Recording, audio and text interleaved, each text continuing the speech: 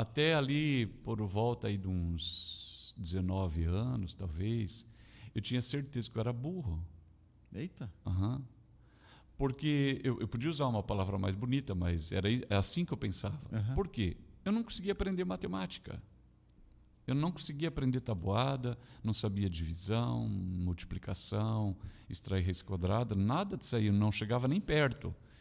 E na Argentina eles tinham o seguinte costume: os alunos entram, ficam todos de pé, a professora entra, todo mundo em pé, né? Buenos dias, senhorita, tal. Ela senta e vai fazendo a chamada com tabuada. E quando chegava na minha vez, 7 vezes 9, eu não sabia, eu ficava quieto. Aí ela tentava, aí não conseguia, eu sentava. Aí até que por fim ela viu que eu travava. Aí ela dizia para o amiguinho do meu lado, né?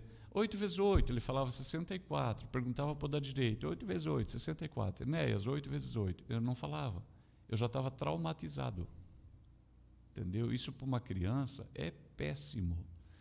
Outra coisa, a geografia daqui e de lá mudou. Foi criando um bloqueio, né? Sim, a história mudou, a língua mudou, entendeu? Então teve várias coisas.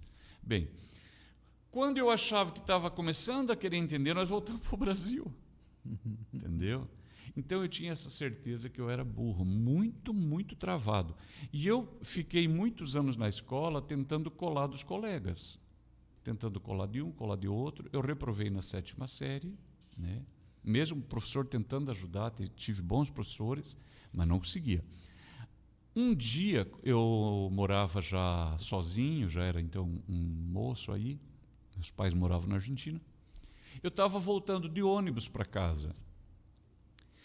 E eu já estava agora no 2º grau. Eu tinha conseguido entrar no 2º grau com uma autorização que uma professora conseguiu, porque regularmente eu nem podia estar no 2º grau, porque eu não tinha certificado do 1º. Uhum.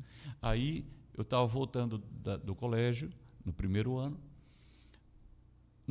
descendo de ônibus, sabe que o ônibus tem aquela barulheira, e gente conversa Sim. e tal, gente voltando da escola, gente voltando do trabalho, e eu ali, no meio daquela barulheira, Jesus falou comigo, pastor. Jesus falou assim: Enéas, por que você é triste?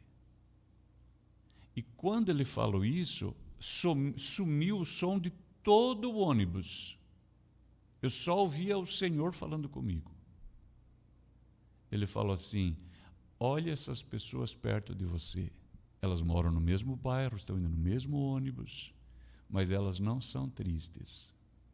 E eu senti, pastor, que Jesus encostou o dedo em mim assim. Meu Deus. Uhum.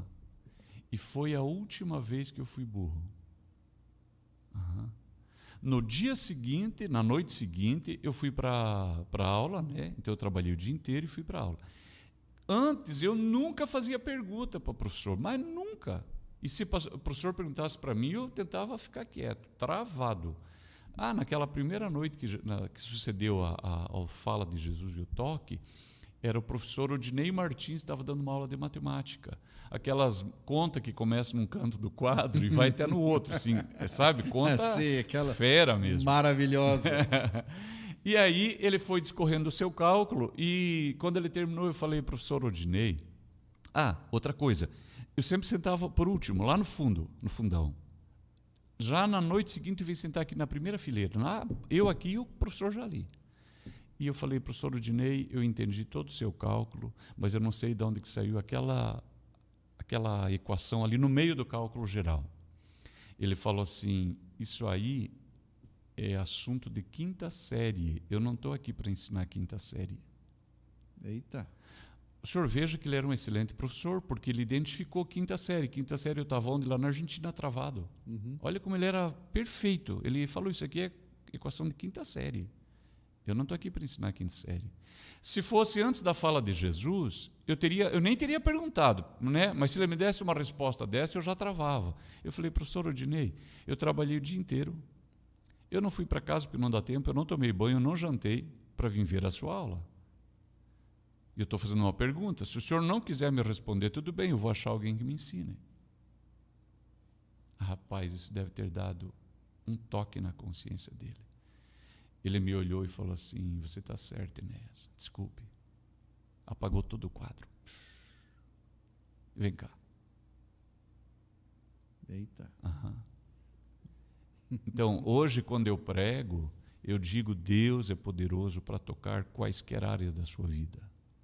E eu sei que é qualquer área, se uma pessoa tiver fé e der abertura para o Espírito Santo.